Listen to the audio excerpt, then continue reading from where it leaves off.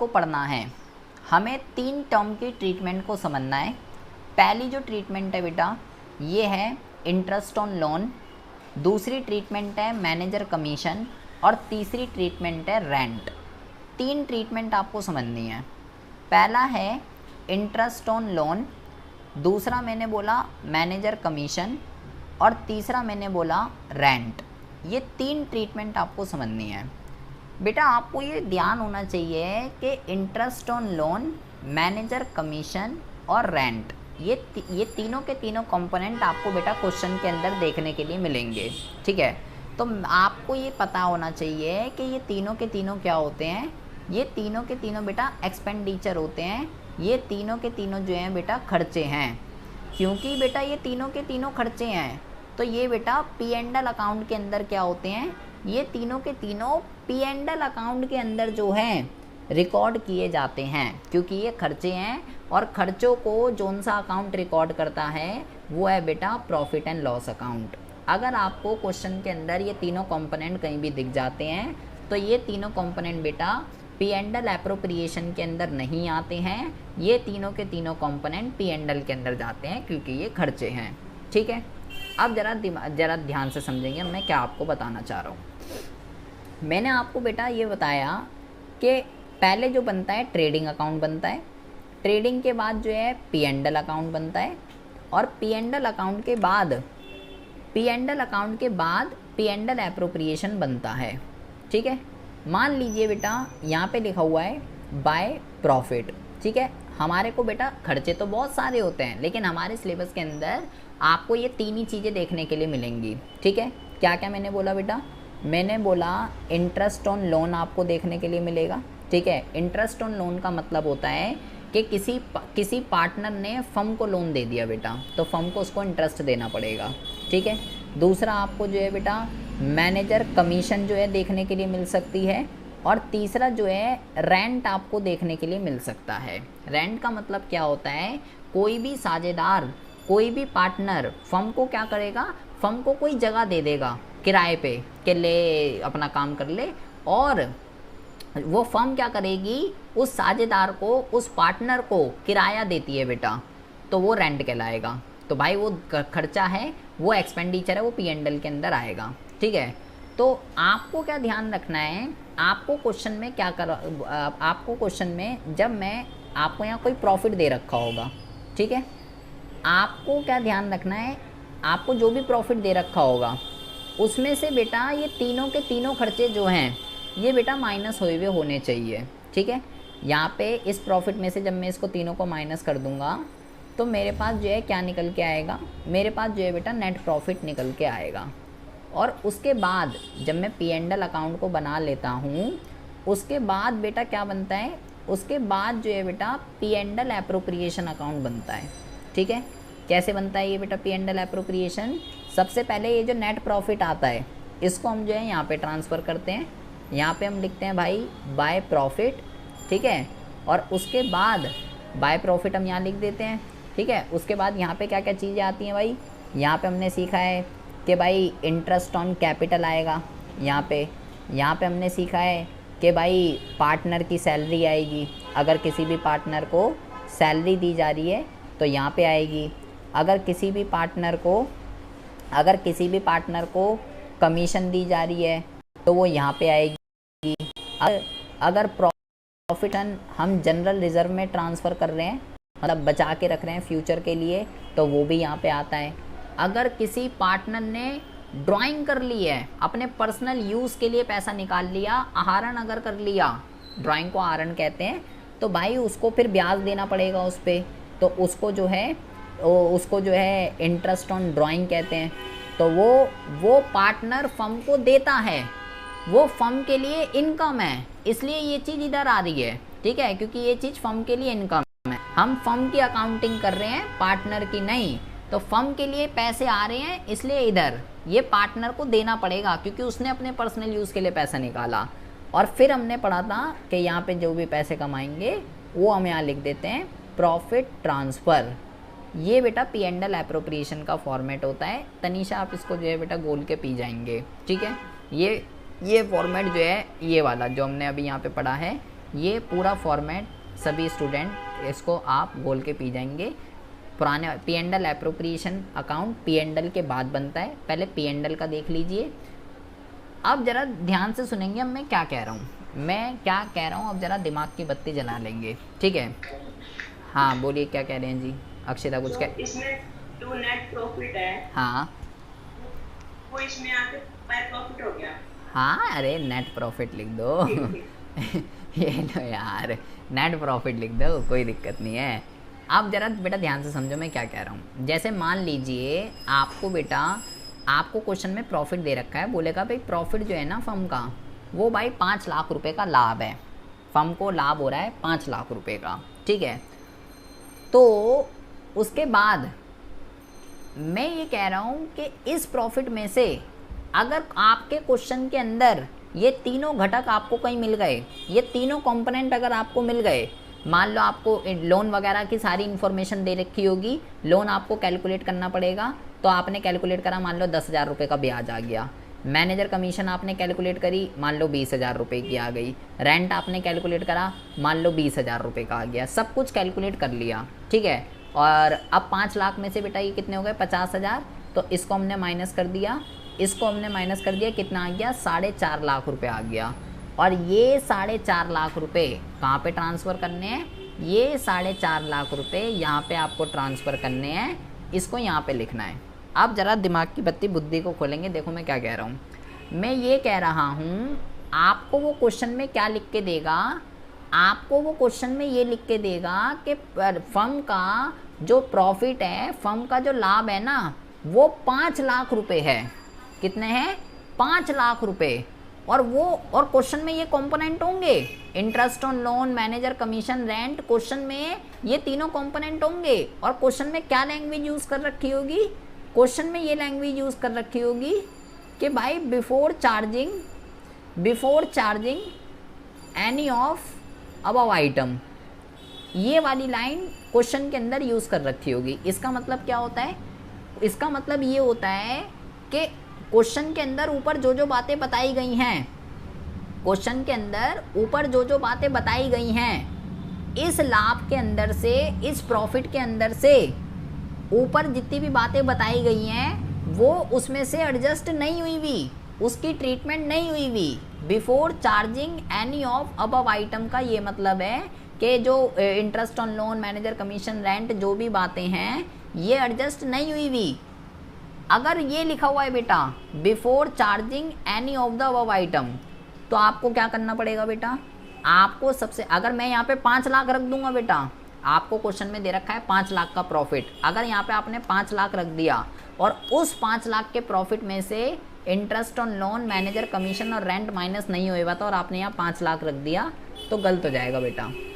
यहाँ पे बेटा जो प्रॉफिट ट्रांसफ़र होगा, बहुत ही ज़्यादा ध्यान से सुन लीजिए, यहाँ पे जो प्रॉफिट आप लिखोगे, इस प्रॉफिट के अंदर, इस लाभ के अंदर पी एंड एल अकाउंट का एक भी कंपोनेंट जुड़ा हुआ नहीं होना चाहिए, सारे के सारे कंपोनेंट माइनस हुए हुए होने चाहिए। मैं यहाँ लिख देता हूँ कि इस लाभ में से, इस प्रॉफिट में से पी एंड एल के सारे आइटम क्या होने चाहिए, सारे आइटम माइनस हुए हुए होने चाहिए। अगर क्वेश्चन के अंदर इंटरेस्ट ऑन लोन है, मैनेजर कमीशन है, रेंट है या नेट ये है, तो ये माइनस हुए हुए होने चाहिए। अगर आपने यहाँ पे, अगर मैं 5 लाख लिख देता बेटा और उसमें से ना इंटरेस्ट ऑन लोन माइनस हुआ, ना मैनेजर कमीशन माइनस हुई हुई, ना रेंट माइनस हुआ, तो गलत हो जाएगा आपका क्वेश्चन। यहाँ पे जब आप प्रॉफिट को लिख रहे हो तो एक बात को क्लियरली क्वेश्चन में देख लीजिए कि पी एंड एल के अंदर तो 3 चीज़ें मैं आपको बता रहा हूँ, interest on loan, manager commission और रेंट, वो इसमें से घटे हुए हैं ना, माइनस हुए हुए हैं ना। ये जो प्रॉफिट है वो आपको बिफोर वाला देगा, before charging any of the above item, लेकिन होना कौन सा चाहिए, होना चाहिए आफ्टर वाला, after charging any of the above item होना चाहिए। अगर वो ऐसे लिख दे बेटा आफ्टर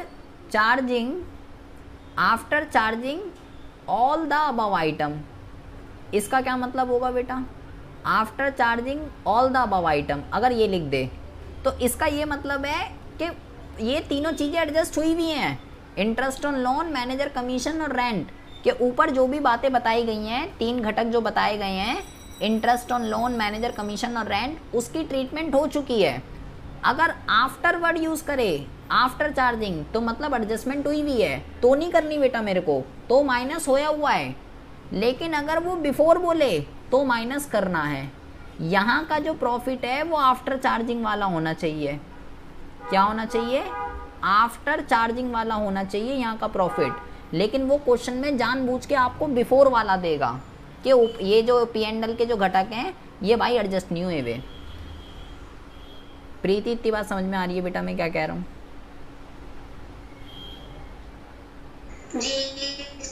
तनीषा, आवाज़ आ रही है? क्या कह रहा हूँ मैं, समझ में आ रहा है बेटा? तनीषा, आवाज़ आ रही है? Yes sir. समझ में आ रहा है मैं क्या कह रहा हूँ? मैं कह रहा हूँ कि यहाँ जो भी प्रॉफिट है, जब मैं यहाँ इसको ट्रांसफ़र करूँगा तो P&L में जितने भी कंपोनेंट आते हैं, वैसे तो बहुत आते हैं, लेकिन हमारे क्वेश्चन में केवल 3 ही होंगे, interest on loan, manager commission और रेंट।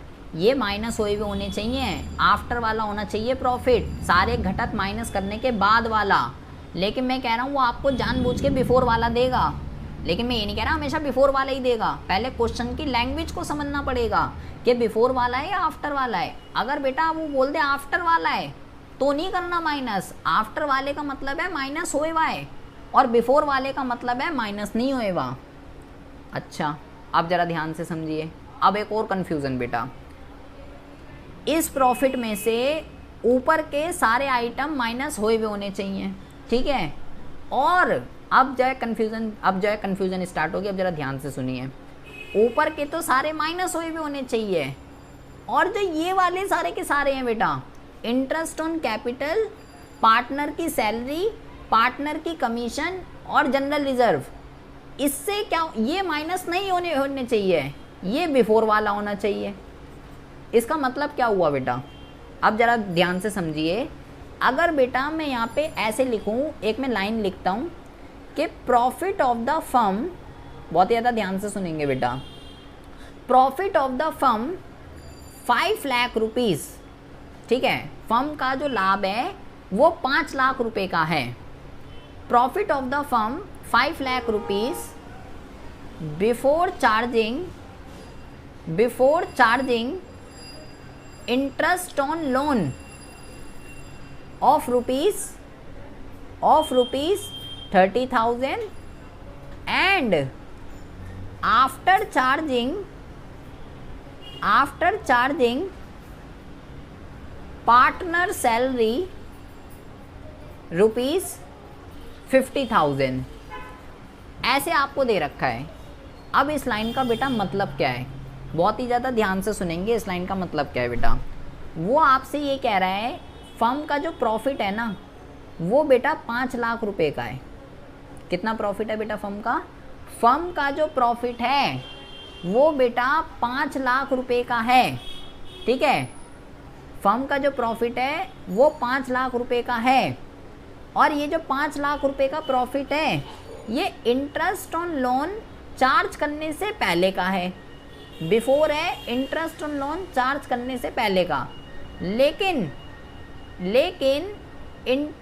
सैलरी लिखिए, पार्टनर की सैलरी, लेकिन पार्टनर की सैलरी चार्ज करने के बाद है बेटा।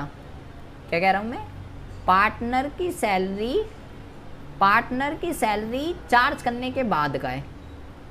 यही तो बोला क्वेश्चन में कि भाई फर्म का जो लाभ है 5 लाख रुपए है before charging interest on loan, interest on loan से पहले का, लेकिन पार्टनर की सैलरी चार्ज करने के बाद का।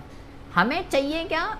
इंटरेस्ट ऑन लोन होना चाहिए आफ्टर वाला, और पार्टनर की सैलरी से होना चाहिए पहले वाला। ये जितने भी घटक बेटा मैंने यहाँ पे लिखे हैं, पहला इंटरेस्ट ऑन लोन, दूसरा पार्टनर की सैलरी, तीसरा पार्टनर की कमीशन, और चौथा जनरल रिजर्व। अगर बेटा वो आपको क्वेश्चन में बोले कि भाई इतना प्रॉफिट है और उसमें से आफ्टर इंटरेस्ट ऑन कैपिटल ऐसे लिख दे वो, या आफ्टर पार्टनर की सैलरी, या आफ्टर पार्टनर की कमीशन, तो बेटा आपको क्या करना पड़ेगा, यहाँ पे जो आप प्रॉफिट लिख रहे हो, अगर उसने आफ्टर लिख दिया बेटा, आफ्टर का मतलब है वो माइनस होएगा है, तो आपको बेटा पहले वापस ऐड बैक करना पड़ेगा उस चीज़ को, तब जाके आपको यहाँ प्रॉफिट लिखना पड़ेगा।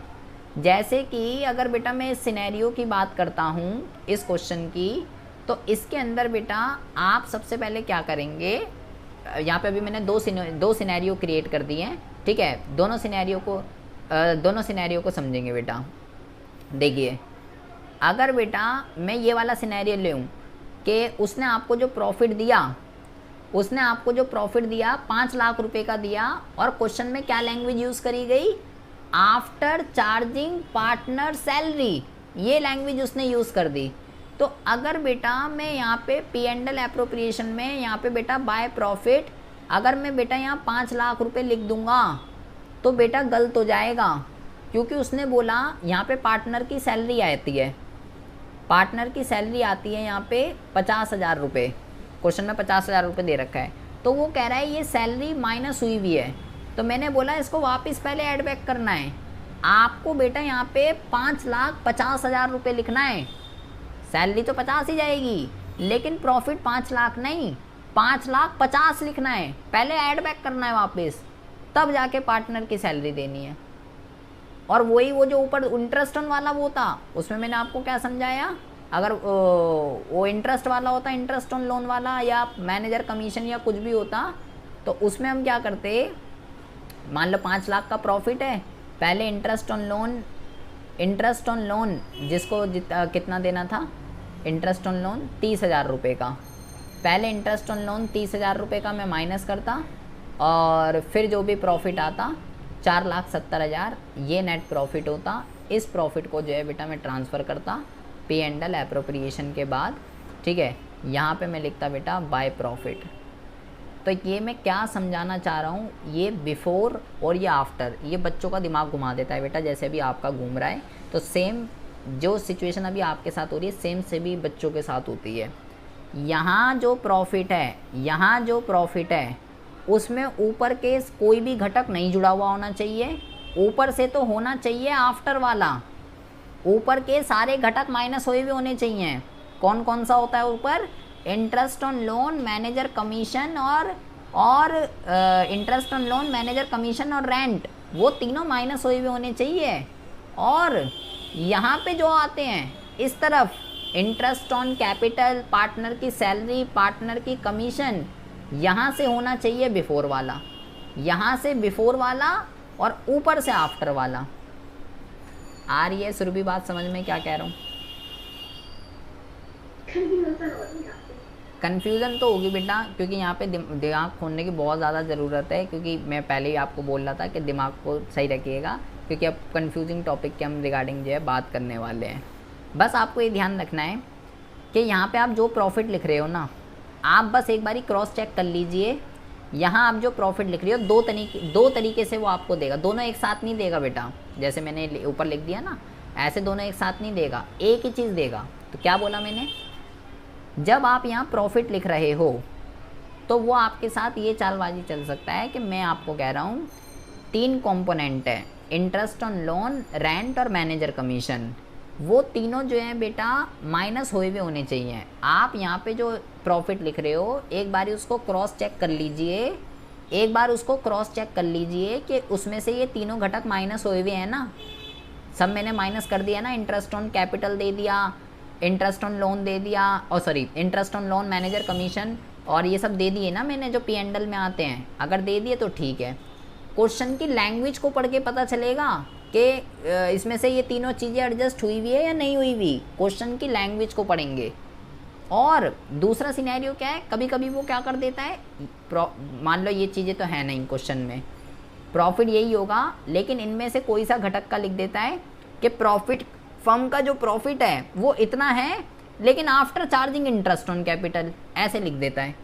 तो अगर उसने बोला after charging interest on capital, यहाँ 4 घटक आते हैं बेटा, interest on capital, salary, commission और जनरल रिजर्व। अगर उसने यहाँ के किसी भी कंपोनेंट में आफ्टर वर्ड यूज़ कर दिया तो भाई उसको मुझे पहले वापस ऐड बैक करना पड़ेगा, तब जाके वो क्वेश्चन जो है हो पाएगा। इसको जब हम एक न्यूमेरिकल क्वेश्चन करेंगे तो आपको ज़्यादा अच्छे से समझ में आएगा। अभी आपको बस जितना मैंने समझाया उतनी बात आपको जो है ध्यान में रखनी है। अब ज़रा मुद्दे की बात समझिए।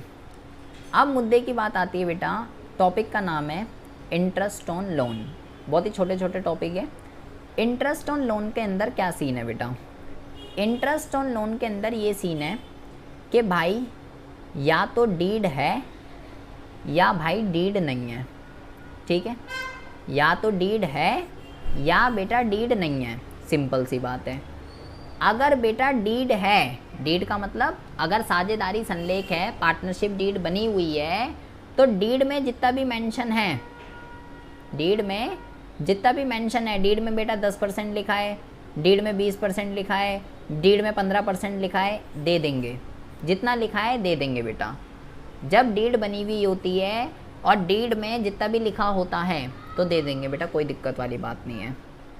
बट जब बेटा डीड नहीं होती, जब किसी भी साझेदारी के अंदर, किसी भी पार्टनरशिप के अंदर डीड नहीं होती है, तो आपको ये ध्यान रखना है, हमने पढ़ा था in the absence of partnership deed interest on loan कितना दिया जाता है बेटा? 6% पर एनम दिया जाता है, 6% पर एनम। चाहे किसी पार्टनर ने कितने भी करोड़ों रुपए का लोन दिया हो, अगर डीड नहीं है तो 6% का जो है दिया जाएगा। कैसे कैलकुलेट होता है बेटा इंटरेस्ट? अगर आपको इंटरेस्ट ऑन लोन कैलकुलेट करना है तो इसका एक फॉर्मूला लगा देंगे यहाँ पे, टोटल अमाउंट जितने रुपए का भी लोन दिया गया है मल्टीप्लाई रेट ऑफ इंटरेस्ट जितना भी देना है, और मल्टीप्लाई टाइम फैक्टर जितने भी महीने का दिया है। डेट मैटर करती है बेटा, किस डेट को दिया गया है। डेट मैटर करती है, डेट मैटर करती है कि किस डेट को दिया गया है, और महीने के हिसाब से, महीने के हिसाब से जो है बेटा इंटरेस्ट लगता है। अप्रैल में ही दे दिया, 1 तारीख को दिया, 31 को दिया, अक्टूबर में दिया, दिसंबर में दिया, 6 महीने का लगेगा, 9 महीने का लगेगा, ये सब चीज़ें बेटा मैटर करती हैं। और सबसे इम्पॉर्टेंट बात बेटा, हम किसकी बात कर रहे हैं? इंटरेस्ट ऑन लोन की। तो बेटा इंटरेस्ट ऑन लोन जो है, बहुत ही ज़्यादा ध्यान से समझेंगे, इसके अंदर बेटा 2 सिनेरियो होते हैं। एक होता है बेटा केस 1 और एक होता है बेटा केस 2। पहले हम समझते हैं केस 1। अभी हमने जो ऊपर बेटा जितनी भी बातचीत करी है उसका मतलब ये है कि एक पार्टनर ने फर्म को लोन दिया है बेटा। पार्टनर ने क्या करा है? पार्टनर ने फर्म को लोन दिया है, और फर्म क्या कर रही है बेटा? फर्म साझेदार को, पार्टनर को ब्याज का भुगतान कर रही है, इंटरेस्ट दे रही है बेटा। तो मैंने बोला भाई क्या होगा, जो ऊपर हमने जो सारी बातें पढ़ी हैं वो उसी के लिए एप्लीकेबल है बेटा। तो हमने बोला भाई यहाँ पे हम P&L अकाउंट बना देंगे, फर्म के लिए खर्चा हो रहा है, देना ही देना है, ठीक है। तीनों क्या है बेटा? खर्चे हैं, देते ही देते हैं, चार्ज अगेंस्ट प्रॉफिट होते हैं, प्रॉफिट हो या लॉस हो देना ही पड़ेगा। तो भाई यहाँ पे हम लिख देंगे इंटरेस्ट ऑन लोन, ठीक है, जो भी जिसका आ रहा है। जब डीड नहीं होती तो 6%, और जब डीड होती है तो बेटा कितना? जब डीड होती है तो कितना? तो जितना भी डीड में लिखा हुआ है 10%, 15%, 20%। लेकिन अब बेटा एक उल्टा केस समझिए, यहाँ पे पार्टनर फर्म को लोन दे रहा था बेटा, लेकिन कभी कभार आप क्वेश्चन में देखेंगे, कभी कभार आप क्वेश्चन में देखेंगे क्या होगा, क्वेश्चन में बेटा फर्म पार्टनर को लोन दे रही होगी। अब ये क्या हो गया भाई? फर्म पार्टनर को लोन दे रही है। अबे जब फर्म पार्टनर को लोन दे रही है तो फिर तो पार्टनर फर्म को क्या देगा? पार्टनर फर्म को इंटरेस्ट देगा। ऐसी सिचुएशन में फर्म के पास बेटा पैसे आ रहे हैं। क्या हो रहा है ऐसी सिचुएशन में? ऐसी सिचुएशन में फर्म के पास बेटा पैसे आ रहे हैं। अभी हमने ऊपर जो बकवास पढ़ी है बेटा सारी की सारी, वो इस वाले केस के लिए एप्लीकेबल नहीं है बेटा, वो ये वाले केस के लिए एप्लीकेबल है। जो हमने ऊपर जितनी भी चीज़ें पढ़ी है कि पार्टनर फर्म को लोन देगा तो ये वाले मुद्दे लागू होंगे कि भाई डीड होगी तो जितना, डीड नहीं होगी तो 6%, वो सब यहाँ वाले केस में हैं। यहाँ वाले अगर बेटा कोई फर्म पार्टनर को लोन दे रही है तो उस क्वेश्चन में मेंशन होगा कि भाई इतना लोन दिया और इतना इंटरेस्ट लेना है, और बेटा ऐसी सिचुएशन में ये बेटा फर्म के लिए इनकम है। अब ये इधर नहीं आएगा, ये P&L अकाउंट है, तो debit all expenses and losses, credit all income and gain. अब बेटा ये इधर आएगा इंटरेस्ट ऑन लोन, कैलकुलेट वैसे ही करेंगे, जो फॉर्मूला लगाएंगे यही वाला, इंटरेस्ट का फॉर्मूला लगाएंगे, अमाउंट मल्टीप्लाई रेट और मल्टीप्लाई टाइम फैक्टर, ठीक है, ये वाला लगाएंगे बेटा। जब बेटा ये वाला केस होगा जब फर्म पार्टनर को दे रही है, ठीक है, जब फर्म पार्टनर को दे रही है, क्वेश्चन में मेंशन होगा कि रेट ऑफ इंटरेस्ट कितना है, क्योंकि यहाँ पे ऐसा कोई चक्कर नहीं है बेटा कि डीड है या डीड नहीं है, वो डीड है या डीड नहीं है, वो ये वाला सिनेरियो है जिसमें पार्टनर फर्म को दे रहा है, वहाँ 6% या 10% 12% उसके अकॉर्डिंगली लगेगा। यहाँ वो कोई एप्लीकेबल नहीं है कि डीड है या डीड नहीं है, यहाँ मेंशन होगा क्वेश्चन में। और ये वाला इंटरेस्ट ऑन लोन यहाँ पे आएगा क्योंकि यहाँ तो फर्म को ब्याज मिल रहा है, फर्म के लिए इनकम है, मैं फर्म की अकाउंटिंग कर रहा हूँ, यहाँ पे फर्म को देना पड़ रहा है, इसलिए यहाँ पे आ रहा है खर्चा, क्योंकि ये P&L अकाउंट है, debit all expenses and losses, credit all income and gain. तो ये बेटा आपको बहुत ही ज़्यादा ध्यान से समझना है, बहुत ही खतरनाक टॉपिक है इंटरेस्ट ऑन लोन, जो कि आपको समझना है। इसी तरीके से बेटा एक कॉन्सेप्ट है रेंट, बिल्कुल सिंपल कॉन्सेप्ट है रेंट। इसमें ऐसा कुछ नहीं है बेटा, आंधी आ जाए, तूफान आ जाए, कुछ भी आ जाए, इंटरेस्ट ऑन लोन, रेंट और मैनेजर कमीशन, ये तीनों बेटा देनी पड़ती है, क्योंकि ये चार्ज अगेंस्ट प्रॉफिट होती हैं, खर्चे होते हैं बेटा, ये प्रॉफिट हो लॉस हो फर्म को देना ही पड़ेगा। तो इसमें कुछ भी हो जाए, 3 तरीके के केस होते हैं, जैसे हमने सैलरी में पढ़े थे। रेंट पर मंथ भी हो सकता है, रेंट बेटा पर क्वार्टर भी हो सकता है, और रेंट जो है बेटा पर एनम भी हो सकता है। जैसे कि क्वेश्चन में ऐसे लिखा हो सकता है 2000 रुपये पर मंथ, क्वेश्चन में ऐसे भी लिखा हो सकता है 2000 रुपये पर क्वार्टर, क्वेश्चन में ऐसे भी लिखा हो सकता है 2000 रुपये पर एनम, कैसे भी लिखा हो सकता है बेटा। अगर पर मंथ का केस है तो मुझे साल का निकालना होता है, तो मेरे को इसको 12 से मल्टीप्लाई करना पड़ेगा, 24,000 रुपये। अगर क्वार्टर का केस है तो 3 महीने के गैप को काटते हैं और 4 क्वार्टर होते हैं बेटा, तो क्वार्टर का अगर केस है तो 4 से मल्टीप्लाई करना पड़ेगा, 8,000 रुपये। और अगर पर एनम ही दे रखा है तो पर एनम का मतलब होता है पूरे साल का, एनम मतलब साल, तो इसको कुछ नहीं करेंगे, 2000 इंटू में 1 कर दो, 2000 ही आ जाता है। तो ये सिंपल है बेटा, पर मंथ है, पर क्वार्टर है या पर एनम है, ये बेटा आपने यहाँ पे जो है समझना है रेंट। और तीसरा जो मुद्दा है बेटा वो है मैनेजर कमीशन। तो इसकी बात हम कर चुके हैं कि कमीशन कैसे चार्ज होती है। कमीशन का मैं आपको वहाँ पे जब पार्टनर कमीशन सिखाई थी, मैंने वहाँ पे आपको सिखाया था बेटा, एक बिफोर का केस होता है, एक आफ्टर का केस होता है, ठीक है। कमीशन 2 तरीके की होती है, मैनेजर की कमीशन, पार्टनर की कमीशन। बिफोर का क्या फॉर्मूला होता है, आफ्टर का क्या फॉर्मूला होता है, ये बेटा मैंने वहाँ पे आपको बहुत ही अच्छे से सिखाया था। तो ये जो तीनों वर्ड है बेटा, इंटरेस्ट ऑन लोन, खासकर इंटरेस्ट ऑन लोन समझ लीजिए बेटा, बहुत ही इंपॉर्टेंट है ये। इंटरेस्ट ऑन लोन, रेंट और मैनेजर कमीशन क्या होते हैं बेटा, ये होते हैं बेटा चार्ज अगेंस्ट प्रॉफिट। क्या है ये चार्ज अगेंस्ट प्रॉफिट हैं। चार्ज अगेंस्ट प्रॉफिट का मतलब क्या होता है कि भाई चाहे फर्म को प्रॉफिट हो रहा है चाहे फर्म को लॉस हो रहा है, ये बेटा आपको जो है ये आपको बेटा पे करना ही पड़ेगा, क्योंकि ये खर्चे होते हैं, ये एक्सपेंडिचर हैं, ये एप्रोप्रिएशन नहीं है, ये आपको देने ही पड़ेंगे।